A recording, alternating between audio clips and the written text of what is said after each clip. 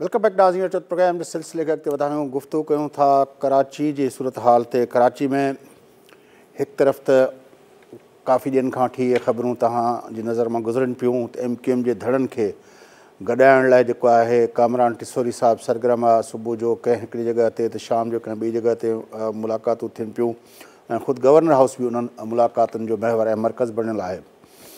जॾहिं त ॿिए तरफ़ वरी जेके 15 जनवरी ते जेको शेड्यूल थियल आहे हिन चूंडूं पंहिंजो ॿिनि डिवीज़न में कराची ऐं हैदराबाद में, उन ते कल्ह ओचितो जेको आहे MQM प्रेस कॉन्फ्रेंस कई ऐं उनखां पोइ उन्हनि हुकूमत खां अलहदा थियण जी धमकी ॾिनी ऐं उन्हनि जो जेको एतिराज़ु आहे उहो तकबंदियुनि जो आहे। ऐं उन हवाले सां थोरे जो अॻुवाट इहे एतिराज़ MQM ऐं पीपल्स पार्टी जे विच में मुख़्तलिफ़ जेके मुलाक़ातूं थियूं उनमें इहो एतिराज़ थींदा रहिया। पर बहरहाल उन्हनि मामलनि ते अचानक जेको आहे MQM जेको आहे हुकूमत खां जुदा थियण जो ऐलान कयो ऐं उन खां पोइ उन्हनि वज़ीर आज़म शहबाज शरीफ़ साहब खे अपील कई त तव्हां गारंटी रहियो। उनखां पोइ अयाज़ सादिक़ साहब जी सरबराही में अॼु जेको हिकु वफ़ाक़ी हुकूमत जो वफ़द हिते पहुतो ऐं उन जिते MQM सां मुलाक़ात कई। उन्हनि साॻिए वक़्तु आसिफ़ अली ज़रदारी साहब मुल्क जे अॻूणे सदर पाकिस्तान पीपल्स पार्टी जे शरीक चेयरमैन सां मुलाक़ात कई। ॿिन्ही मौज़ूअनि ते ॻाल्हाईंदासूं। कराची जो मंज़रनामो आख़िर उनमें जेको एॾी तेज़ी सां तब्दीलियूं थियनि पियूं, उनमें छा छा थियण वारो आहे, हिन सभिनी मूवमेंट्स जे पुठियां कहिड़ा सबब थी सघनि था। असांखे स्टूडियो में जॉइन कयो आहे मुल्क जे सीनियर सहाफ़ी नामेर तर्जुनिगार जनाब रियाज़ सुहेल साहब। रियाज़ साहब सलाम अलैकुम। वालेकुम सलाम। रियाज़ साहब, कीअं था ॾिसो जेको ही MQM जे धड़नि खे गॾाइण जे हवाले सां जेका एफर्ट्स हलनि पियूं, इन जे पुठियां कहिड़ा मक़सद थी सघनि था? फैज़ साहब, इहा जेका कोशिशि आहे इहा वॾे अरसे खां कंहिं न कंहिं सूरत में जारी आहे ऐं जेके रिपोर्टेड आहे त इमरान ख़ान जॾहिं इहो मार्च शुरू कयो लाहौर खां, जेकॾहिं इहो शुरू न थिए हा त हीअ यूनिफिकेशन थी चुकियो हुजे हा। पर हिकिड़ो प्रोसेस जेको आहे उहे कमिटमेंट्स जेके आहिनि उहे रुकिजी वियूं ऐं हुनखां पोइ जॾहिं इहे पंजाब में थोरो ठहिराउ आयो आहे, कुझु रुकी आहे सिलसिलो इहो, त हुनखां पोइ ॿीहर जेको MQM आहे उहो उन्हनि धुरियुनि खे यादि ॾियारियो आहे त उन्हनि सां जेके कमिटमेंट्स कयूं वयूं हुयूं उहे पूरी न पियूं थियनि। ऐं हिन में कमिटमेंट्स में तव्हांखे यादि हूंदो त जेको मौलाना फज़लुर रहमान खां वठी करे शहबाज शरीफ़ खां वठी करे ईअं ज़रदारी साहब ताईं इहे सभु जेके गारंटीयर हुयूं धुरियूं हुयूं। ऐं हींअर बि जॾहिं सभु आहिस्ते आहिस्ते MQM ॿीहर कराची जे मंज़रनामे ते पाण खे फ़ाल करण जी कोशिशि करे रही आहे। बज़ाहिर त लॻे थो त जीअं गवर्नर सिंध जेको आहे हिकिड़ो फ़ाल किरदारु अदा करे रहियो आहे, पर तव्हांखे यादि हूंदो टियों चोथों ॾींहुं हिकिड़ो गैर नाख़ुशगवार वाक़ियो बि पेश अची चुको आहे। त ज़ाहिर आहे की हिकिड़ी गैर मक़बूल शख़्सियत जॾहिं फ़ाल किरदारु अदा करे रही आहे त हिन जो मतिलबु इहो ई आहे त जेके हिन जे पस मंज़र में ॿी धुरियूं आहिनि जेके ॿीहर MQM खे कराची में बहाल कनि पियूं। ऐं असां इहो बि ॾिठो त कराची जे एडमिनिस्ट्रेटर खां वेंदे करे जेके कुझु हैदराबाद मुल्क जी इस्टेब्लिशमेंट इहो सभु कुझु करणु चाहे थी पई, जेकॾहिं इस्टेब्लिशमेंट करणु चाहे पई त इस्टेब्लिशमेंट वटि इन लाइ मक़सद छा हूंदा? कहिड़ा मक़सद उनजे पुठियां थी सघनि था? PTI खे कट करण लाइ या उनखां बि अञा के वॾी गेम आहे? जी बिल्कुलु। अञा ताईं जेके रस्त जी सियासत आहे या जेका पॉपुलर सियासत आहे कराची में, हुन में अञा ताईं नज़र अचे थो ऐं वाज़े तौर ते नज़र अचे थो त PTI खे मक़बूलियत हासिलु आहे। आम माण्हू हिते अञा सपोर्ट उनखे करे थो।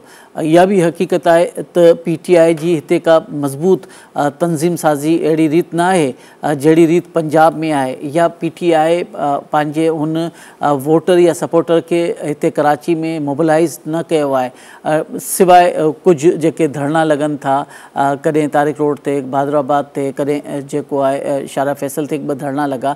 उनखे अलावा कोई मास लेवल ते का उन्हनि जी सरगर्मी नज़र नथी अचे।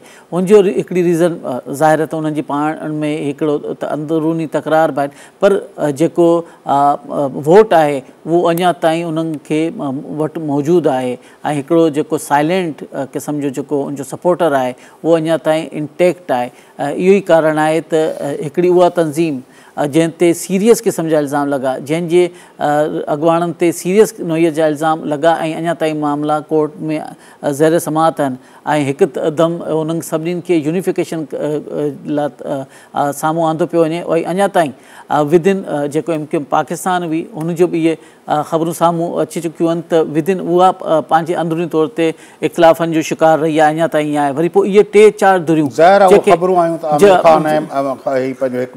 मक़बूल सिद्दीकी, आमिर ख़ान, इहे मुख़्तलिफ़ वक़्तनि ते रहिया त जॾहिं इहे सॼी सिचुएशन हुजनि त जॾहिं पोइ इहो हिकिड़ो सेंट्रल पॉइंट ते इन्हनि खे आणणु थोरो ॾुखियो ज़रूरु आहे ऐं थी सघे थो त कुझु वक़्त लाइ त को रिलीफ हासिलु कजे, पर अॻिते हली अञा पार्टी जी क़यादत, कराची जी जेका मेयरशिप आहे उहो सभ खां वॾो पार्टी जे अंदरि इशू आहे। उनखां अलावा जेके मिनिस्ट्रीज़ आहिनि उहो कीअं डिवाइड थियूं उहो अञा ताईं वॾो क्वेश्चन आहे। यानी पार्टी की यूनिफिकेशन थींदी त सेंट्रल कमेटी मज़बूत थींदी, अॻूणी उहा मरकज़ी क़यादत साम्हूं ईंदी त पोइ वरी हिकिड़ा नया फ़ैसिला थींदा ऐं उन्हनि फ़ैसिलनि ते करामत थियणु बीहणु ऐं उन्हनि खे जारी रखणु वॾो इशू थींदो। पर जेकॾहिं ही गॾिजनि बि था त छा वाक़ई हिननि जे गॾिजण सां कराची जो जेको वोट जी डायनामिक्स आहे उनमें का वॾी तब्दीली ईंदी, का वॾी छाल ईंदी? फयाज़ साहब, मूंखे ईअं नज़र नथो अचे त ईअं को थींदो जेसि ताईं उन्हनि खे उहो ई रोल ॿीहर नथो ॾिनो वञे जेको पहिरीं उन्हनि वटि हो, यानी ॾंडे वारो। जेसि ताईं ॾंडे वारो नथो मिले तेसि ताईं इहो करणु मुश्किल हूंदो। वॉलंटियरली वोट मिलणु ॾाढो ॾुखियो आहे। हींअर बि जेके इलेक्शन थियनि पियूं हुन में तव्हां टर्न आउट ॾिसी वठो जिन ते MQM खटीब आहे त तमामु लो टर्न आउट आहे। हिन जे ई बेस जे करे ई इहा हिकिड़ी थ्योरी ॾाढी पॉपुलर पे हली त छा जेको लंदन वारो ग्रुप आहे हुनजी जेको बाइकाट वारी काल आहे उहा छा एतिरी मुयसरु आहे त उहा जेका आहे उहो बि हिकिड़ो वॾो अहम पहलू आहे पूरे अमल में। जमात इस्लामी काफ़ी वॾे अरसे खां वठी हिन सॼे चकर में कराची को हक़ दो ऐं कराची खे ऐं उन सां गॾु गॾु हुन हिकिड़ी सिम्बॉलिक लीडरशिप बि हिकिड़ी कई आहे हाफ़िज़ नईम जी सूरत में। ऐं उहा तव्हांजे ख़्याल में छाकाणि त हीअ जेका सियासत हले पई PTI जी सियासत खे गॾु ॾिसूं या MQM खे गॾाइण वारी सियासत खे ॾिसूं या हिकिड़े हद ताईं जेका जमात इस्लामी जी सियासत खे ॾिसूं, इहे टई जेके आहिनि उर्दू स्पीकिंग वोट बैंक ते इहे उन्हनि जी घणो तणो असरु उहो थिए थो। तव्हांजे ख़्याल में हीअ जेकॾहिं 3 हिसा थी वञनि, जेकॾहिं जमात इस्लामी बि जेका महिनत कई आहे त पोइ वाक़ई ईअं थी सघे थो त बिलावल साहब जेका रिसेंटली ॻाल्हि कई आहे त मेयर हाणे जियालो थींदो? जी, हिन में तव्हां हिकिड़ो ॿियो फैक्टर तव्हांखे विसरी वियो, उहो आहे TLP जो। ऐं उहो जेको लास्ट टाइम बि 2nd नंबर ते उनजा वोट हुआ ऐं उहो इंटैक्ट आहे ऐं अञा ताईं इंटैक्ट आहे। ऐं सभ खां वधीक जमा इस्लामी बज़ाहिर मीडिया में, सोशल मीडिया में कंपेन जे तौर ते नज़र अचे थी, बाक़ी TLP जेका आहे उहा जेका आहे पंहिंजे मज़हबी इज्तिमा ऐं पॉलिटिकल इज्तिमानि खे अहिड़े रीति गॾु कयो आहे त हर हफ़्ते कंहिं न कंहिं इलाइक़े में उन्हनि जी गॾिजाणी थिए थी त इन करे हू पंहिंजे वोटर ऐं सपोर्टर खे गॾु खयों हले पई। यानी उहो बि हिकिड़ो वॾो अहम जेको फैक्टर हूंदो। सिर्फ़ु PTI ऐं जेको TLP आहे उहो सभ खां अहम आहे। बाक़ी जेसि ताईं ॻाल्हि जमात इस्लामी जी आहे, जमात इस्लामी बि तव्हां हुनजो स्लोगन ॾिसो त हुनमें हाफ़िज़ नईमुर रहमान खे नामज़द करदा उम्मीदवार, ईअं लॻे पियो जीअं MQM जो जेको पैटर्न हो अल्ताफ़ हुसैन खे नामज़द उम्मीदवार ईअं आयो आहे। यानी जमात इस्लामी खे बि हिकिड़ी शख़्सियत परस्ती ॾांहुं वञिणो पियो पए ऐं बार बार उहे जेको आहिनि इहे खणी पिया वञनि। ऐं जमा इस्लामी जेको नाज़मबाद, गुलशन इक़बाल वारे पासे ते त नज़र अचे थी, बाक़ी जेके शहर जा मुख़्तलिफ़ इलाइक़ा आहिनि उन्हनि में ईअं असरु रसूख़ हाणे जमा इस्लामी जो न आहे। त इन करे पाण चऊं त जमा इस्लामी खे इहो हो त जेकॾहिं MQM खे वोट नथो मिले त उहो पोइ असांजे हिसे में अचे। ऐं गुज़िरियल भेरे उन्हनि जो जेको PTI सां जेको अलायंस थियो हो उन जे करे बि जमा इस्लामी खे वरी जेका आहे मुश्किलात थी हुई। ऐं जेको PTI में माण्हू वियो आहे उहो घणो करे MQM जो सपोर्टिव आहे या जमात इस्लामी जो आहे। त PTI जेका पंहिंजो जेको हल्को ठाहियो आहे उहो जमा इस्लामी जो ई कावड़ियल वोटर ऐं MQM जो कावड़ियल वोटर आहे। त उहो वोटर हींअर वापसि वञण वारी अञा ताईं का ॻाल्हि नज़र नथी अचे। अच्छा, हिन ॻाल्हि खे थोरो अञा जेकॾहिं हिकिड़े ग्रेटर पिक्चर में ॾिसूं, का वॾे कैनवास ते वञी खणी ॾिसूं शयुनि खे, त असांखे नज़र अचे थो त बलोचिस्तान जे अंदरि बि तमामु तेज़ी सां तब्दीलियूं थियनि पियूं। हिकिड़नि माण्हुनि जेको आहे MQM वारे हिन ॻाल्हि खे जेको एतिराज़ु आहे त असां हुकूमत खां जुदा थी वेंदासूं। कुझु तजनिगारनि चयो त जेको बलोचिस्तान अवामी पार्टी जा माण्हू टुटी पीपल्स पार्टी ॾे आया आहिनि, इहो ॼण चयो त स्टेक होल्डर्स जे पारां पीपल्स पार्टी खे हीउ ॾिनो वियो आहे त भई इहे न कयो, असांजी जेके एसेट्स आहिनि उन्हनि सां तव्हां उहो न कयो, न त पोइ असां डिस्टेबलाइज़ेशन कंदासूं।